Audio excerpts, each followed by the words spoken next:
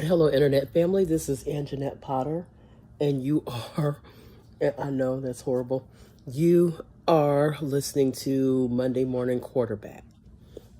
Monday Morning Quarterback is an affiliate of Adams Red Media Ministries. So I woke up this morning and I happened to look at a clip from a Simpsons episode, and I like to watch old TV shows on YouTube because they're kind of like a time capsule. I'm eating my lunch. This is not mukbang. This is me. Yeah, getting up and getting dressed in time enough to grab something to eat before getting on here.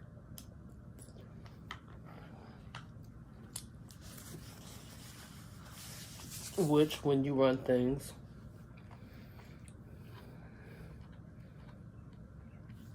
you have the ability to do. You have the ability to grab a little something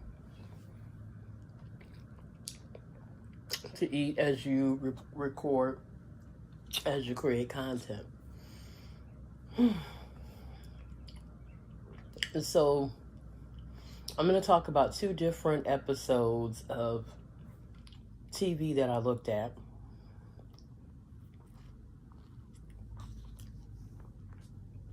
And I want to talk about oppressed people versus not oppressed people, and privilege.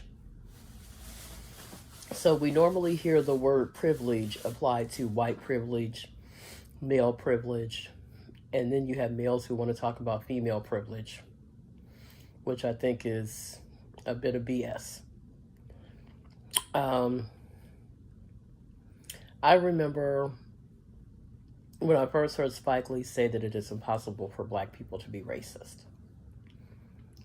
And of course, my mind at the time was like, well, yeah, blah, blah, blah. And I had my reasons for having my brain in a cramp when I heard it. But then when I heard the explanation of why he felt like we couldn't be racist, then I was like, okay. So you're talking about racism from the abuse of power. And black people not having the kind of power that could turn us as racist as white people anyway. And I can understand it. And I'll tell you why. Because there are certain types of white privilege, like the abuse of power that we sometimes see when it comes to police brutality, that can be practiced on a policeman that doesn't make a black man can be wealthy and still be harassed by the police for being the wrong color. So I get what he's talking about. I once heard Kiki Wyatt, R&B Kiki Wyatt, singer Kiki Wyatt, talk about being oppressed by darker complected African Americans. And I was like, I doubt she was oppressed by them being a dark complected black person and being a victim of colorism pretty much the whole 55 years I've walked the earth, having to deal with colorism, having to deal with racism. And I have to say, neither one of them ever really had a whole lot of power, even classism. In the past, I never really gave any of those dynamics credit for being able to stop me from fulfilling anything I wanted to do professionally. And not because they don't have the power to, because they do. You see the effects of a lot of that stuff in your everyday life.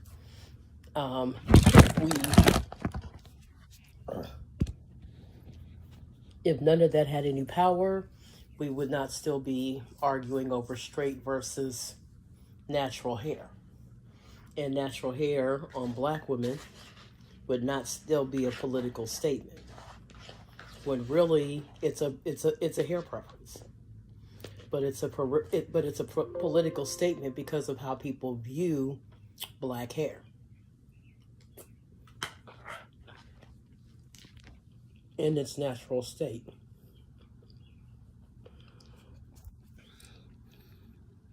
So even though I felt like, well, she could have been bullied,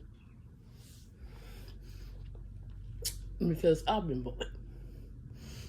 I've been bullied by light skinned people. I've been bullied by dark skinned people. You name it, I've been bullied by guys. I've had other women try to assert power over me. It's not really fun.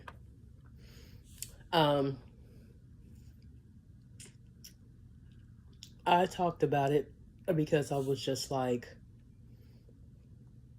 um, and my comment was, I doubt she was oppressed by them because she's still singing. She's still able to operate and do something that she loves to do for a living.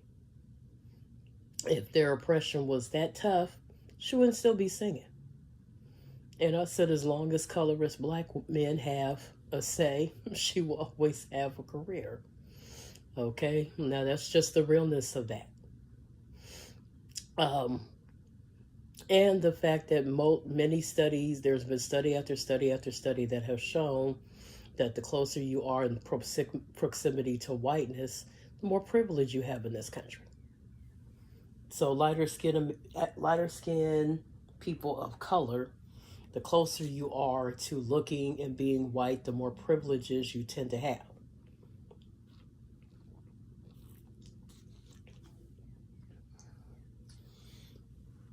And I always, so back to the Simpsons episode. First, let me talk about an episode of the Black Lady Sketch Show, which is on HBO. Very funny. Robin Thede. I don't know if this is her baby or not. I'll have to look that information up. And I'll have the ability to do that right now. Well, I guess I could. Let me look here. So, very good. They find the humor in, different things that, different dynamics that go on in the black community. And they did this one, and the start of the show was black women not liking their hair touched. Now, I am team don't touch my hair.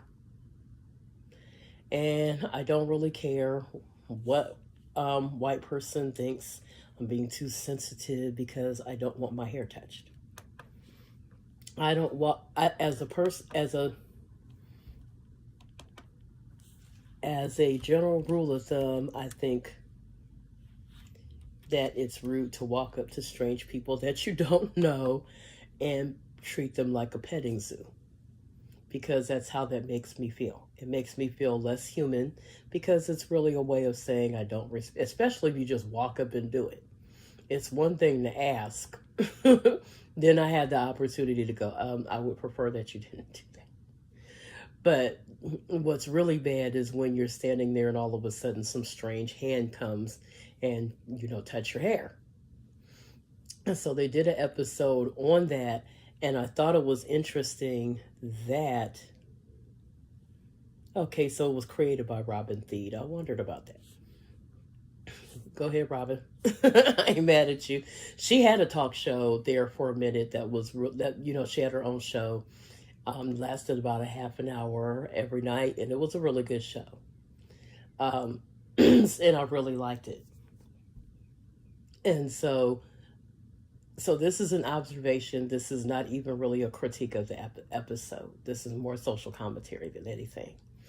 In the episode, black women, being outspoken about not wanting our hair touched, and it went into sort of a Handmaid's Tale thing.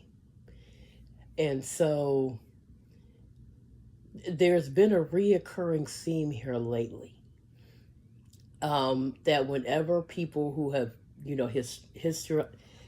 historically been oppressed decide to protest and say, we really don't like the treatment that we're getting as a result of racism, sexism, um,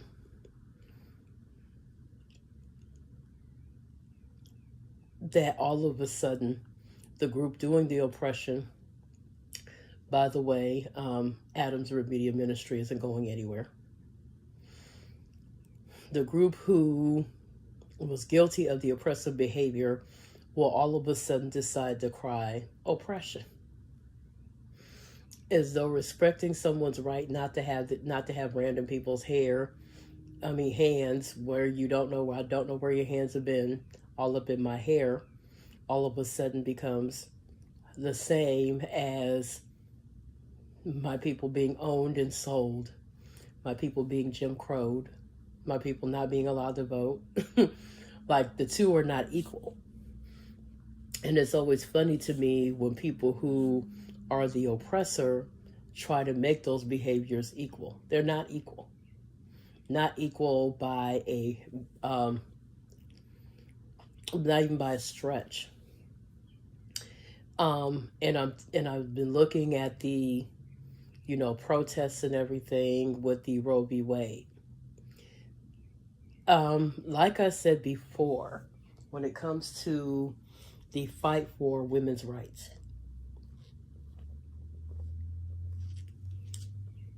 and it's really more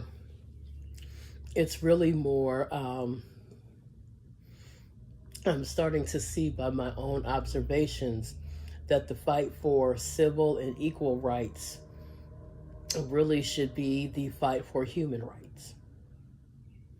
Because what you're fighting for is to be able to be treated with those who already have those rights and don't have to worry about those rights being taken away at a moment's notice. The reason why I picked the book Black Like Me for Black History Month, well, I could have picked, I could have, but I wanted those who read the book to get a sense of what it is like for a person who has never had to worry about racism to climb into the skin of those who have to worry about it every day and see what it's like for us. And I wouldn't say that as an African American, I don't know what it is to be an immigrant, because we're still very under prioritized even in that. But I would say I don't know what it is to be someone who has come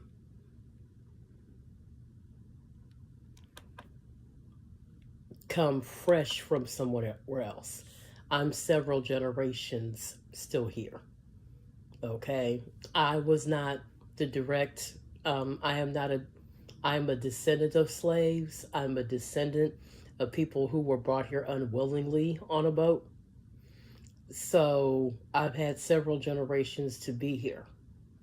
And there are still those who have the nerve to get mad and tell me to go back to Africa.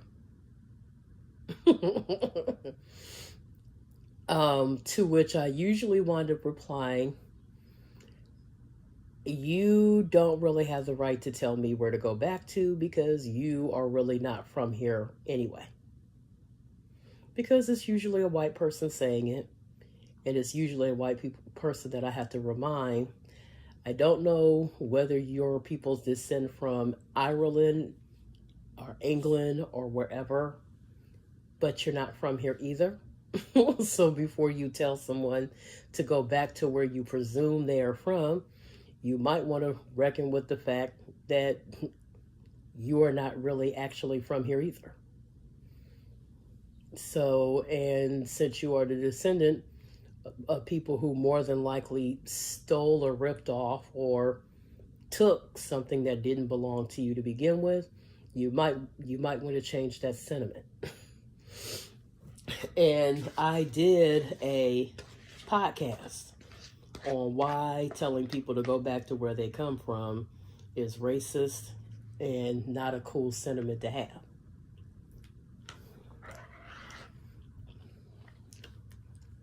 Because usually the person saying it is a descendant from people who colonized not only the Americas but different other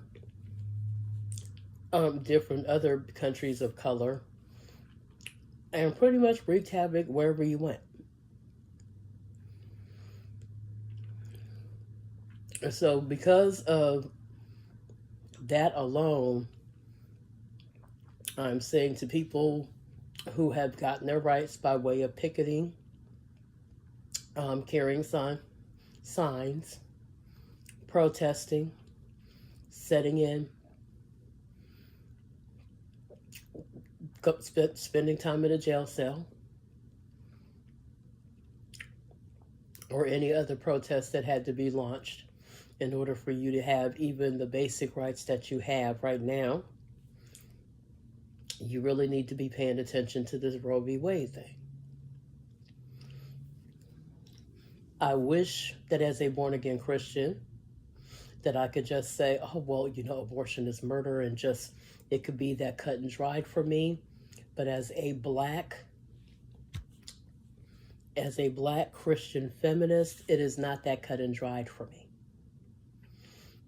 Do I believe that the infant that a woman carries inside her body has the right to life? I do. I believe in the potential. I believe all children, even in vitro, have potential. I would love to see every child be able to come out and meet that potential and go on to do great things. But then I'm reminded of a situation that I had to escape by leaving a particular denomination, and how if a particular pastor would have got his way, he probably would have forced himself on me sexually. And if he could have, he would have tried to impregnate me.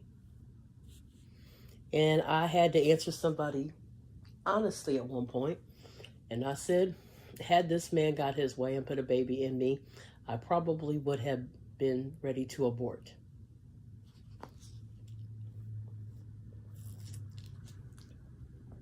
And I'll tell you why.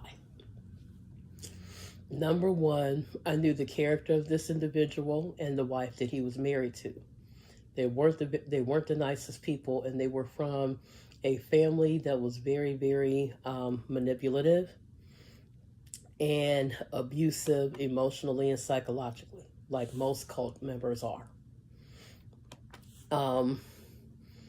Right now, the men who force women to have sex with them and force pregnancy on them have way too many rights.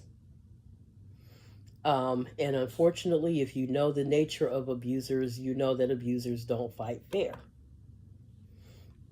And many abusers will exercise any kind of power that they can. Anyone who has ever survived an abusive relationship knows that most abusers will exercise and pull out all the stops to try to maintain control. One very troubling image that I saw throughout all of this was a man a white male, standing in front of an abortion clinic and saying, "Your body belongs to me." Now, I've talked a lot about the manosphere because I want you to have information about some of these attitudes that are being formed. Not all the right to lifers have their dome on straight. And we've known for years, because every time I look up information on who's likely to be abusive, it's usually some religious zealot that has been taught that he has a right to have complete control over women's bodies. I remember when marital rape was declared a crime. This didn't happen until the late 80s, early 90s. It was the mid to late 80s before it was considered to be a crime to rape a woman while she was passed out at a party. Yeah, believe it or not, at one point, here I am back. Sorry about that. So at one point, it was perfectly legal for a girl to be passed out and sleeping off a drunk, and for a guy to go into that room and rape her, because it's not sex. Sex is something that you do that both people consent to. How can you consent to something when you're passed out? But believe it or not, at one point it was perfectly legal for a guy to go into that room and rape her while she was passed out. And she didn't really have any legal recourse. It was also perfectly legal at one point for a man to force his wife to have sex with him, because sex was seen as womanly duty. So you kind of see where I'm going with this. Even in a perfect world, you would be able to side with every other person who has, certain theological beliefs. Unfortunately, we don't live in that kind of world. We live in the kind of world where if it were left up to some people, they would strip away every right that you have, including the right to vote. Because your rights to them are seen as a violation to their rights and seen as oppression. The ability not to grope women without asking them is seen as a violation. I think it's interesting the number of people have been listening to the Amber Heard and Johnny Depp case. And look at all that he's lost. He already said that he wasn't planning on coming back to the one role that he was accused that they say she lost for him. I read the op-ed, and she doesn't mention him at all. He's not mentioned. She's really just talking about standing up against oppression, standing up against powerful men and abuse, and the repercussions that one suffers. And you do. We act like everything in this world is created equal, but in reality, it's not. I just recently watched a favorite movie of mine, The Count of Monte Cristo. So, as a Black person, I would suggest it. Alexander Dumas, the author of the actual book, is a mulatto, a French mulatto, which many of the terms that describe, people who are multi-ethnic are French terms. He has written many books. He's also responsible for the Three Musketeers. I have never, now this is one of the few movies that I haven't actually read the book. But in the movie, it's basically the story of corruption and classism and aristocracy and the abuse of power. And it's interesting to me the number of things that people think that they have a right to do to you. I'm not going to give away the movie because I would like for people to watch. I always wonder when I see the movie, like, even though it's a Caucasian male, same guy that played Jesus in Passion of the Christ, and the son have dark hair and dark features, I wonder if the Count was supposed to be, a man of color. Because where they are, lot of mixed race people and people intermarrying and mating and everything. But it's always interesting to me that when people have power, how affronted they are when you decide that the power that they have is not the kind of power that you want over you. So when I hear men talk about how they have friends who have lost everything that they have worked for because of some of these allegations. And I'm like, well, welcome to my world where you can lose everything that you've worked hard for and studied for simply because you don't want to sleep with someone, or don't want to marry him, or don't want to date him. So when I hear that stuff, and it's just like, I don't think as a man you get it. Okay? And I do, on some aspects, see the manosphere all over the Johnny Depp case. And on one of the podcasts that I will do this week, I will talk about it. Because I always think it's interesting when men decide they want to be all over women's parts. You want to be, I've been thinking about that the past few weeks here. I see on one of the podcasters that I follow that Kevin Samuel's daughter decided to speak out. And I declined listening to it. Number one, I have already told those that listen to me not to come for those people, not to come for any of his survivors, because him saying the stuff he was doing and saying, which was very troubling, is not really their fault. And unfortunately, they're the ones who are going to have to go through, because he's no longer here to defend some of his stupidity that he was out here spewing. And no, I don't believe he was being just as deadly. I don't believe he was being deadly honest to black women. This is a man who built his platform off of disparaging black women. He was not telling them a truth that they did not want to hear. He was verbally bashing us. And the day that if he'd have got together a panel of non-black men to talk about why black men are broke, or why black men, or whatever little negative stereotype is out there about black men, then maybe I would have seen him providing all things as equal. But that was not the case.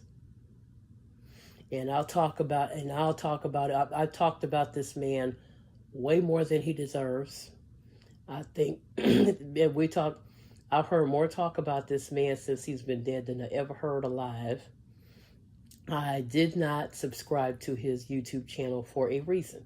Like I said, I don't follow black male YouTubers that dog black women. Okay, I have my reasons for that. There's something wrong when you can't appreciate the beauty of the women who you share an ethnicity with. Okay. So I did not bother to listen, because unless she completely 100% disagree with her dad, which is doubtful, because I really haven't heard anybody out of his camp say any of that. I was like, I just don't want to hear it. I watched clips from the CMT special, the memorial for Naomi Judd. My mother looked at it. I wound up, as you can hear in my own voice, I still don't feel very well. So I fell asleep during the hours that it was on. But it was good to hear Wynonna sing again. From what I'm hearing, I guess she's going to go on tour. They were planning on going on tour. And of course, due to her mom's untimely passing, that I guess canceling it was being considered, but she's decided to go ahead and tour. so that, those who are Real Jet fans, I may go. I've never gave myself credit as being a country music fan. And then I sat down and thought about the number of country artists that I have that I enjoy listening to their music. And I'm like, I guess I am a country music fan. I just never thought of me of being one. But I have a lot of country artists that I do like. I have appreciation for anybody who plays and sings well and does a really good job and has a really good, deep, positive message in their music. People.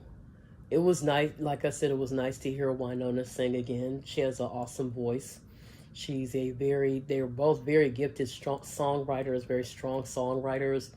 I remember when she went solo, when she decided to go solo. Her mother had some health issues then that made her not be able to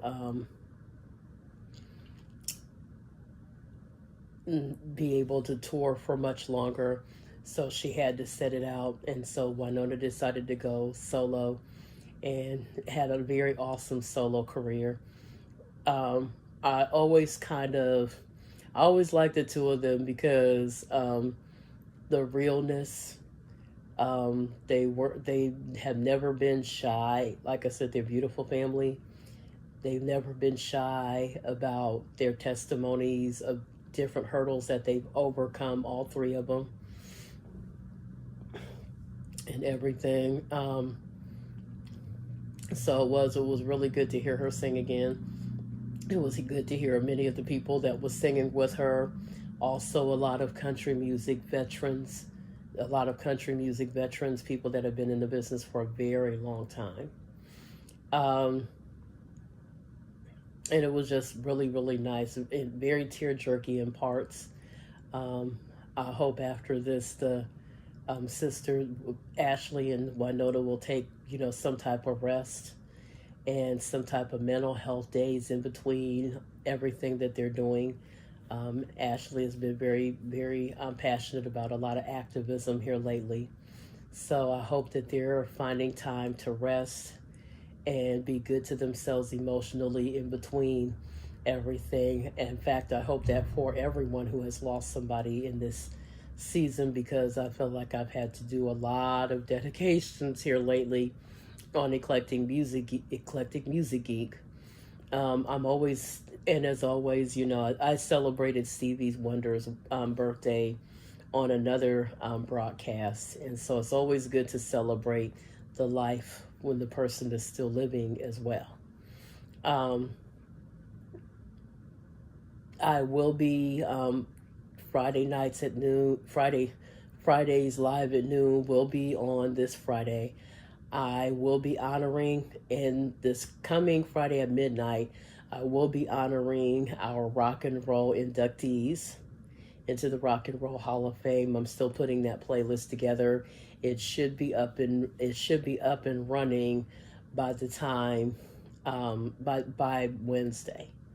I also found a few more new drops, so new drops will be back. I'm trying to designate a day for that, and I'm thinking it's either going to be Thursday or Friday. I'm thinking it might be Friday because Friday is always a good day for fresh new things.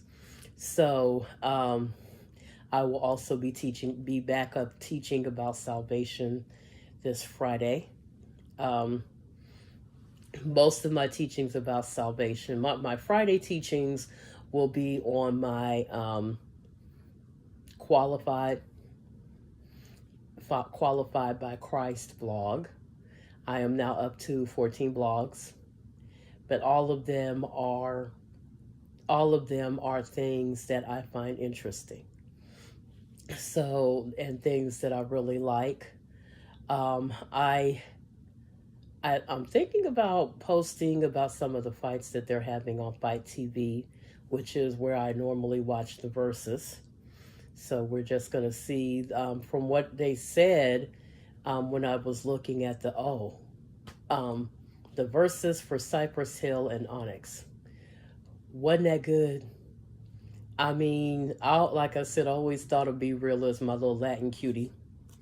one of many Latin men that I've crushed on over my lifetime. um, Back when they were younger. It was good to see Fredo Starr over there in Onyx. I remember when he was on Moesha, and he was a Moesha cutie. One of several guys that played a love interest of her on Brandy's show when she had it. So it was good to see Fredo Starr. Um, their music was sort of a precursor to what we now know as gangster rap.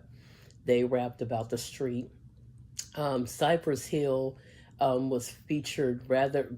Cypress Hill was one of several groups that was featured heavily in the Juice soundtrack from the movie Juice with Omar Epps and the one little guy Khalil, I think it is, that played Darnell on Girlfriends, um, and the one little heavy set guy that was part of the group Riff, I think it was. So and of course Tupac, who is dearly missed and departed and dearly missed.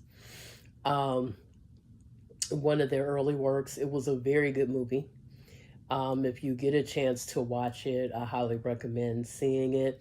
It was part of the '90s hood movie um, that was around one of the '90s hood movies, late '80s, early '90s hood movies that were around. It was a contemporary of the movie Boys in the Hood. So it was so they were kind of um, a little bit of a precursor to the whole what we now know as gangster rap. And they were on the tails of what they call reality rap, which Grandmaster Flash and the Furious Five were kind of the originators with that, with the song The Message. So what you were looking at, if you looked, were icons performing. Both groups were a very, very historic part of hip hop history. So it was good to see them performing, and good to see that they're still recording. They both have new music out, and they will both be part of my new drops on Perfect Pitch. Um, but they were featured heavily in the movie Juice, having a very gritty, very street sound. Um, of course, we know that New York was the birthplace of hip hop, but West Coast took it and went in their direction with it. Now we have Dirty South, and we also have Midwest. And I've done shows on all of those genres, but I'll be more than happy to update and do even more.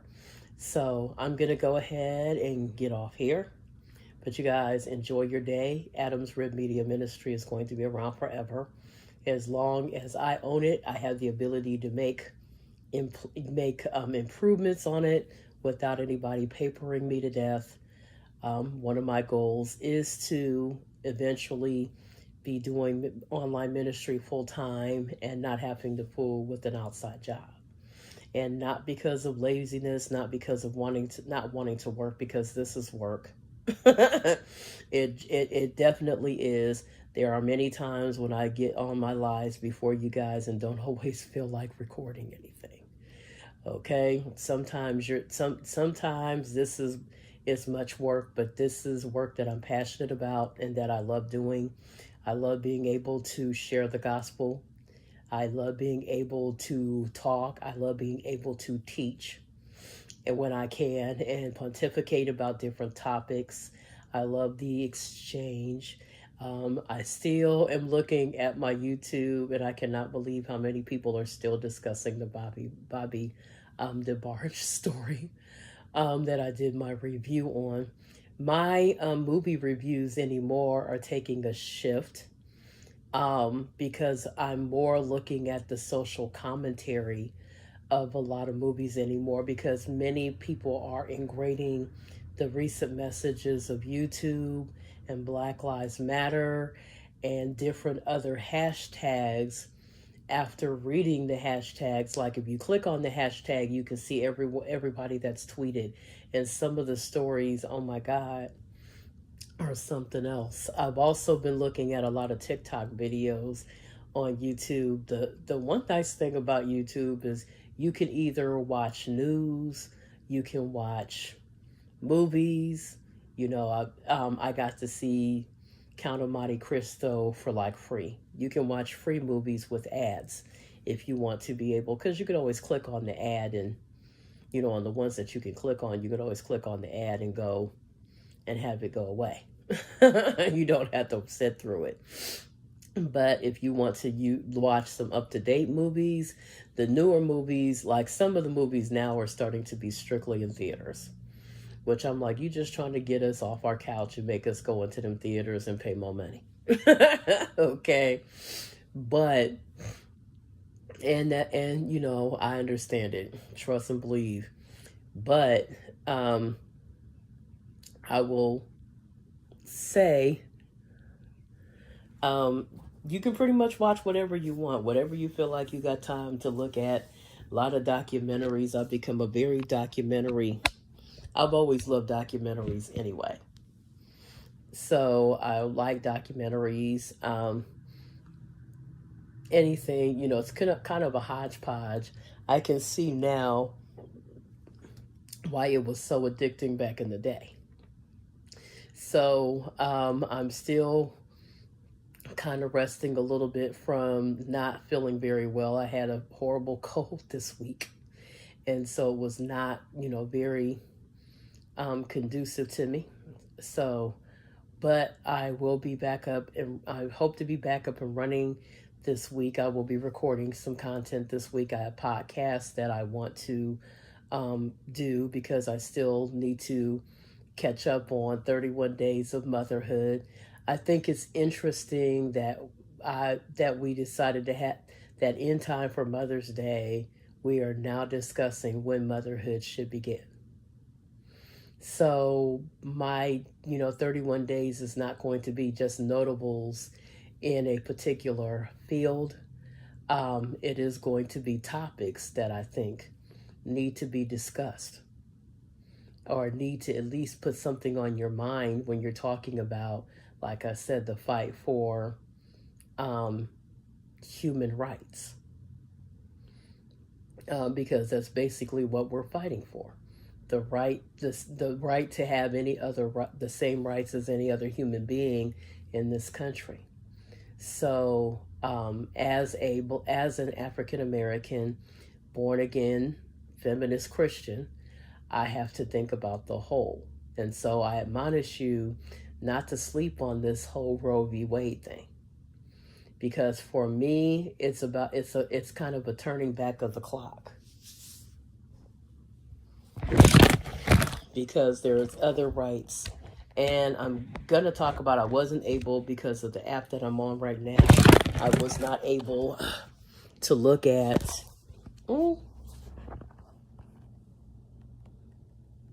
I was not able to look at my notes as clearly as I wanted to.